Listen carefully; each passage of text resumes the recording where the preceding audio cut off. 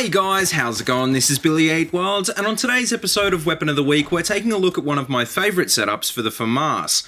The FAMAS is an assault rifle with some serious stopping power balanced by some pretty big drawbacks, but regardless, it's still one of my favourite weapons in the game. The key stat of the FAMAS is its rate of fire of 1000 RPM, which chews through just about anyone at close range. Unlike guns like the AS-Val or the CZ3A1 though, the FAMAS holds on to its damage a lot better at mid to long range, which makes it a far better all-round weapon.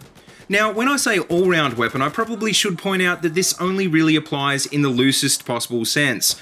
The FAMAS has a considerable kick and a capacity of only 26 rounds, so this isn't a gun for new players, and it's certainly not a jack-of-all-trades gun like the M416.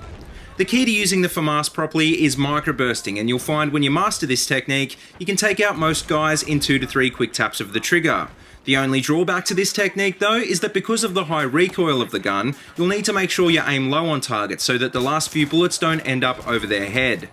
In close quarters, the hipfire and moving accuracy of the FAMAS is actually surprisingly good, because unlike something like the AEK, it's a bullpup design weapon.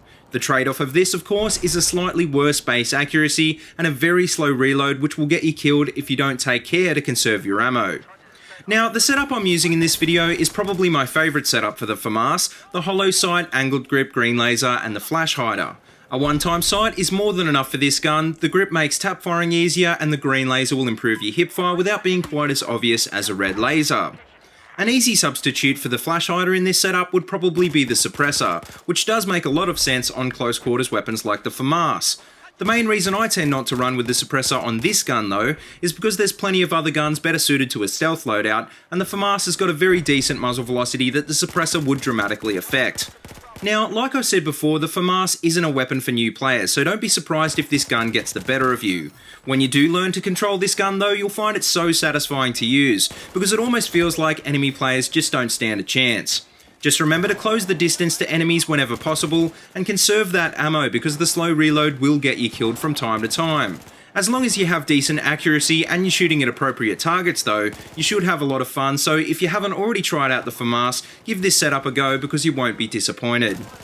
But anyway, that just about wraps up this week's Weapon of the Week, so let me know what you think of this setup and feel free to suggest a weapon and customization for next week's episode. As always, if you like what you see, please remember to like, comment and subscribe, and if you haven't already, please check out all my other Battlefield 4 videos. I've got them all linked in a playlist in the description below. But until next time, see you later and have a good one.